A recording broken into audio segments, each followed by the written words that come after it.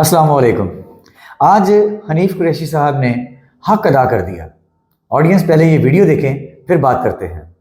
और मैं इंतहाई माजरत खा हूं अपनी आवाम के सामने, शर्मिंदा हैं हम लोग इसलिए कि हमारी कोशिश थी कि आज तमाम जो हमारे सियासी और मजहबी जो हमारी जमातें और हमारे बुजुर्ग हैं वो सारे इकट्ठे होकर इस हवाले से एक ऐसा खूबसूरत लाएअमल पेश करते, लेकिन आज सारे दिन की कोशिश के बावजूद भी शायद हमारे अंदर कोई कमजोरी हो गई होगी, वो नहीं हो सका।